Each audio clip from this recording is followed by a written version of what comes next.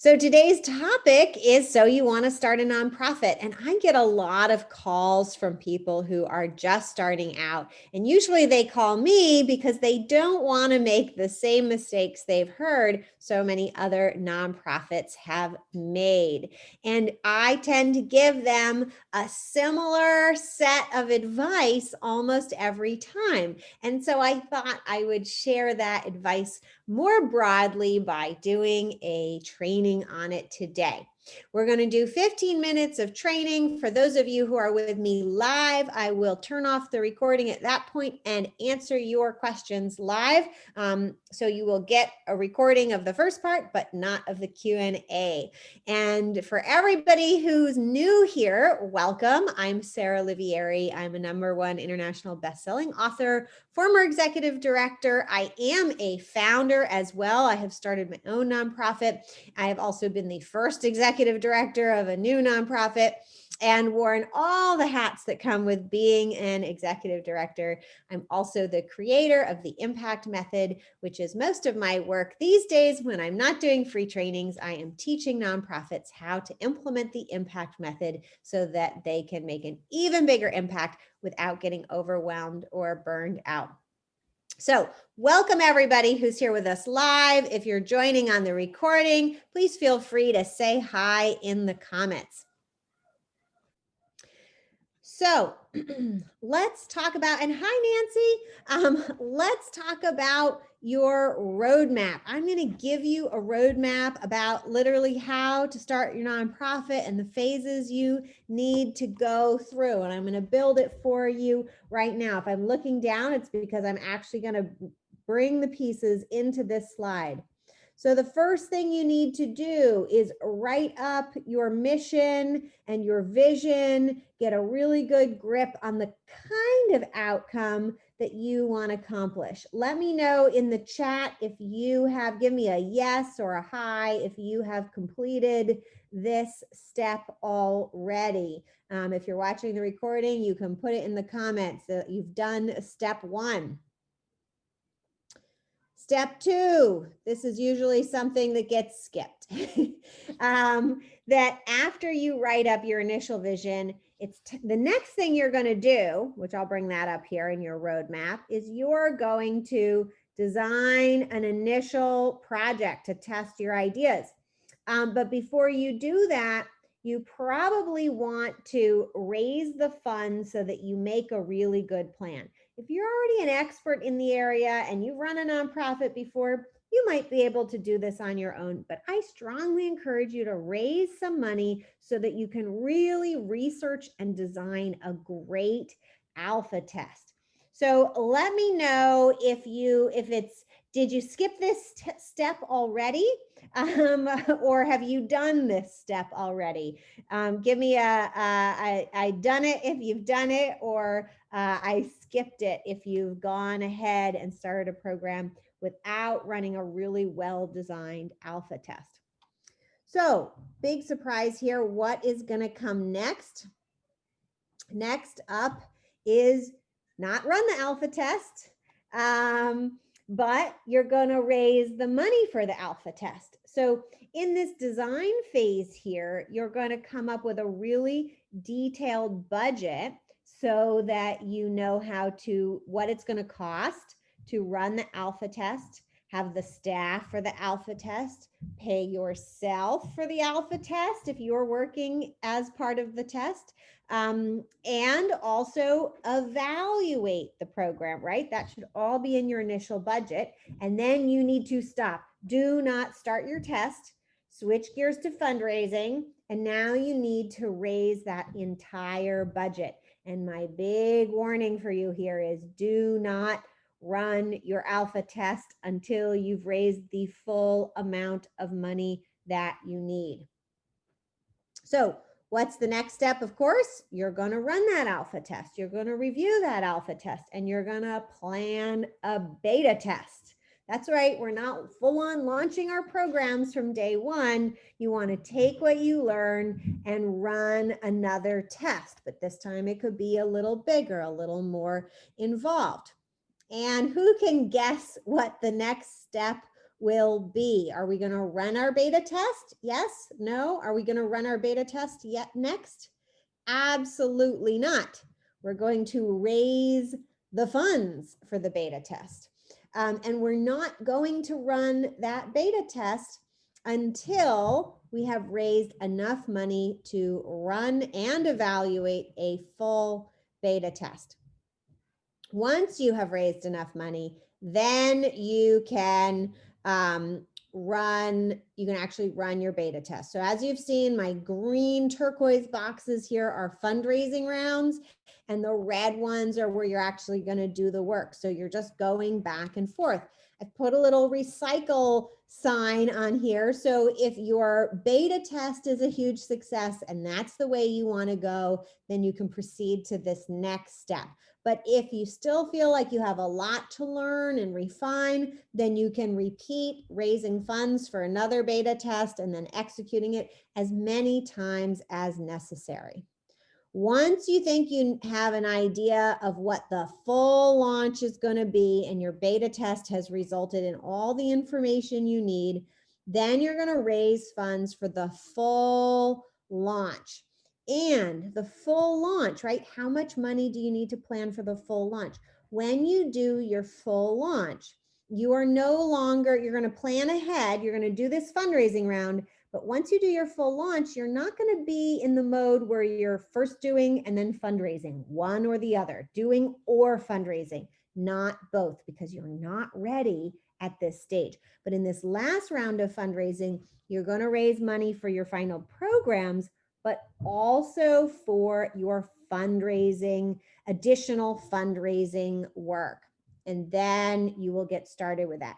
And that's probably the number one area where nonprofits get stuck in the beginning, because they launch their programs, which is half. If you missed my training on nonprofit business models, go back and watch that, because half of a nonprofit is delivering on your mission by doing your programs, and the other half is how are you going to get revenue in. So unless your programs also generate all the revenue that you are going, that's money coming in, revenue is money coming in, unless they're going to generate all that money, you probably are going to be involved with fundraising activities. And this is a whole another part of your nonprofit as a business that you have to develop. So make sure that when you launch, you are raising money to maybe hire a development director or at least a development assistant, that you have a marketing/fundraising budget, that these things are all built into this launch that's going on here. So this is your basic blueprint. I normally don't include slides with these, so you can take a screenshot, or when you get the recordings, you can take a screenshot of this blueprint so you can carry it out for yourself. All right, let's move on to how do we do this fundraising part, right? Because that is often a big question for people who are new to nonprofits or running nonprofits. This fundraising part can feel very overwhelming. And the truth is, when you're just getting started with fundraising, you don't need most of the advice that's out there, because the work that you're going to do is actually very small scale. And most of the fundraising guidance around email lists and fundraising capital campaigns involve much larger lists for more established organizations. So here's what I want you to know about your very first fundraising while you're starting a nonprofit. First of all, it's not grants, and it's mostly going just to be people. So who are these people? Initially, you're going to approach your board. You probably had to make a board. It's going to be you. It might be you giving your own money. This happens all the time. That's okay to a certain extent in the beginning. And your friends and family. And you're going to kind of get a bump when you start asking your friends and family, because they'll be willing to give to you because you asked and because they believe in you. But that's are kind of like the low-hanging fruits. Not all of them will stick with you for the long run, because they gave to you, not necessarily to your mission. And so it's more of a one-time activity. And once you've gotten those, the board and your friends and your family involved, then we're going to go to friends of friends. So your board's friends and family, your friends' friends, right? So we want to go one layer out into the world. And once you've kind of started to harvest that tree, you're going to move on to the larger community. So many new nonprofits try to tap their larger community right away, and they feel failure because they haven't gotten sophisticated enough at how to communicate to people, what their message is. And often they're in that beta testing role, and the larger community isn't as interested in funding tests. They want to fund something that's already been proven and is getting results. But these people, especially this inner circle, they'll fund you so that you can see if you can figure out something new. So these are the 4 fundraising rounds that you're going to do. And I just want to hone in on how many people are we talking about? So for funds, raising funds for planning support, this is probably a single donor. An ideal donor for this kind of activity is for if you have like a business person who you're connected with, who's one of your friends, people who are involved in business, they understand the need to get some support in creating the plan. And how much money are we talking about? It depends on where you are or how involved your plan might be, but this could be, $2,500, $3,000, could be more if you're building something, testing something very large. But I want you to understand the scale here. We're talking 1, maybe 2 people who are going to just front the money to help you make a plan.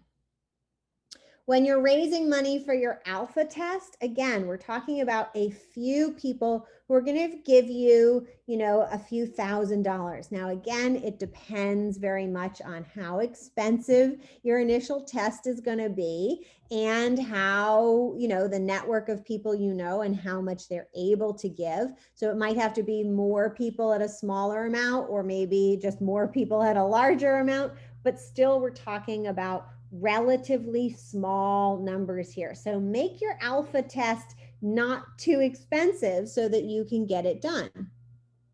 When we're raising money for your beta test, that's a good time to start dipping into your friends of friends, unless you're super social and your friends and family consist. But we're talking about, a couple handfuls of people. We don't have handfuls of people. A couple dozen, 20 people here. This is still a small group of donors. So we don't need to be worried about a CRM or any fancy tools. A simple spreadsheet, even a list on a pad of paper will be sufficient for keeping track of who's giving, but maintain those relationships as much as possible. Now, when it's time to raise funds for the full launch, there's a chance by this point you'll have attracted a really major donor who says, yep, I'm going to fund this and get this off the ground, and I want to be a part of that.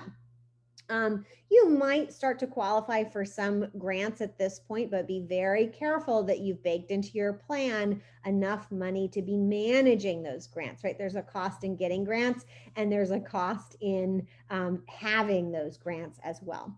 But as a rough kind of ballpark number, if you are raising funds for your full launch, hopefully by that point, you have gotten up, by the time you're done with this fundraising, to your first 100 to 150 donors.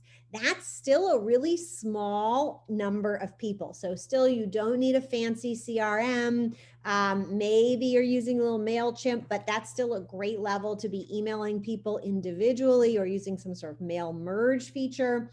Until you're over 200, 150, 200, I don't want you to be worrying about a CRM or organizing your donor data. The thing you need to be doing is communicating. And if you're wondering, how do you build this kind of journey, I'd love to chat with you, or just stay tuned for the Leverage Donor Strategy masterclass we just run. We will be running it again. So when that becomes available, that is a great way for you to have a strategy for managing this small level of donors, and it's a strategy structure that will grow with you. So you're not able to enroll in it right now at this very moment, but we'll make it available soon. And when it is available, we'll include the link in the recording.